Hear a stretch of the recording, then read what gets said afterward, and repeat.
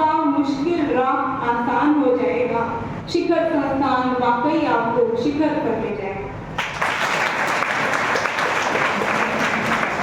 यह मेरा पर्सनल अनुभव है, क्योंकि शादी के बाद जैसे कि सर ने बताया मेरा स्वास्थ्य थोड़ा खराब ही रहता था और 2 साल लगातार मैंने पढ़ाई से मेरा ये हो गया था कि नौकरी लगना ही नहीं और घरेलू महिला की तरह जीवन यापन करना शुरू कर दिया था मैंने।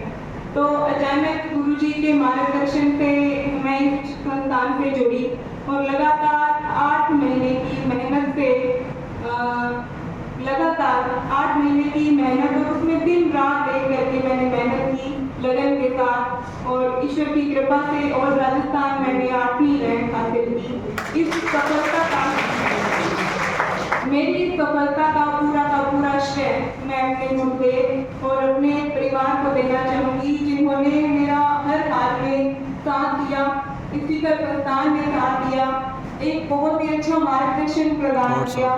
क्योंकि उस टाइम जिस टाइम मैंने इस कोचिंग संस्थान में ज्वाइन किया था तो बहुत लोगों ने मुझे कहा कि यहाँ क्यों कोचिंग लगे हो, कहीं अच्छे शहर में जाके जोधपुर जयपुर की अच्छी जगह कोचिंग कर लो, उत्कर्ष संस्थान में कर लो। लेकिन मेरी नज़रों में इससे अच्छा संस्थान मुझे नहीं लगा, क्योंकि मैंने कुछ दिन हो गए थे कोचिंग करते हुए और इनका समर्पण लगन के साथ जिस तरह से गुरुजी और तैयारी करवा रहे थे तो मुझे यूँ था कि इससे बेस्ट मुझे नहीं मिल सकता।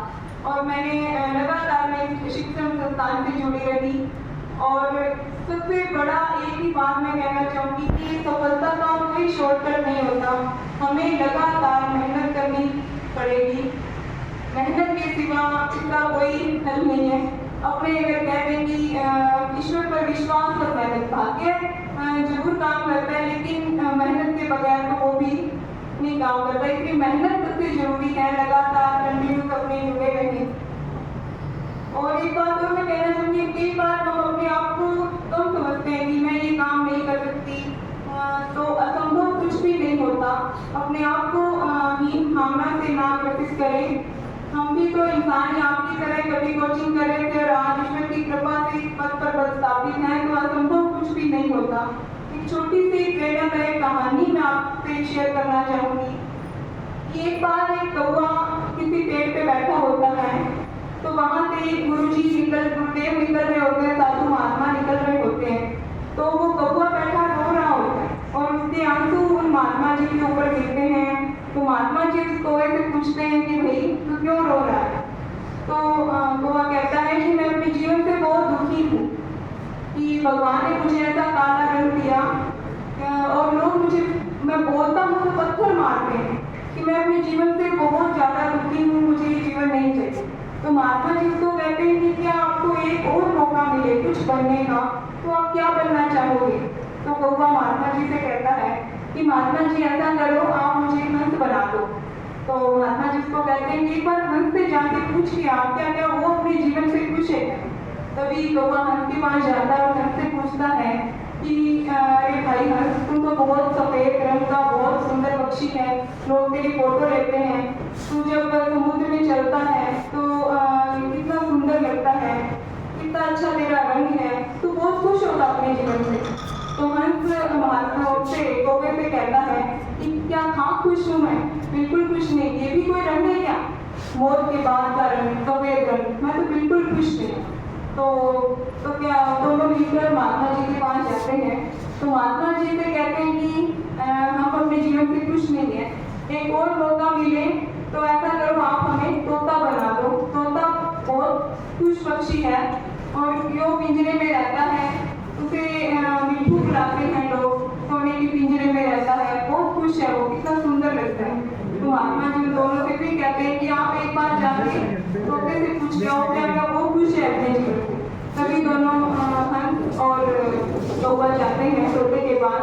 पहले तो उनको पेड़ पे तोता नहीं दिखता, क्योंकि हरे के रंग में हरा मिला और उनको दिखता भी नहीं।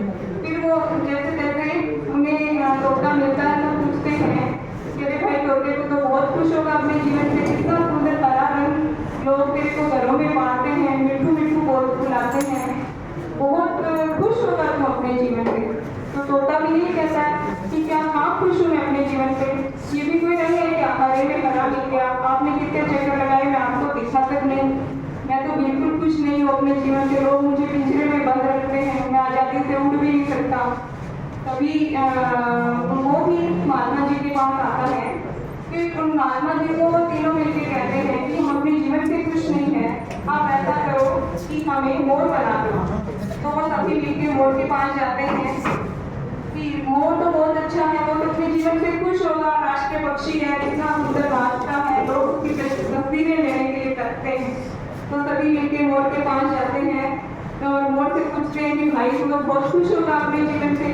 तभी मोर कहता है कि क्या हाँ खुश हूँ मैं, 1 मिनट तक का भरोसा नहीं, मैं इतने पंखों से ऊंचाई पर उड़ भी नहीं सकता। कभी शिकारी आके हमें मार से 1-1 मिनट मौत का भय रहता है हमें, बिल्कुल खुश नहीं हूँ मैं अपने जीवन से। तो वो सभी पूछते हैं कि तो वो सभी पूछते हैं कि आपकी नज़र में कौन खुश है। तो वो कहता है कि अरे भाई, अगर आपको मौका मिले, तो मोर से पूछते हैं अगले जन्म में कुछ बनने का तो क्या बनना चाहोगे। तो मोर कहता है कि मैं अगले जन्म में कौवा बनना चाहूँगा। तो देखो, मोर की इच्छा भी कौवे बनने की कि भाई तो कितना खुश है अपने जीवन से कि तेरे को किसी का डर नहीं, किसी को तेरे से कुछ नहीं लेना देना।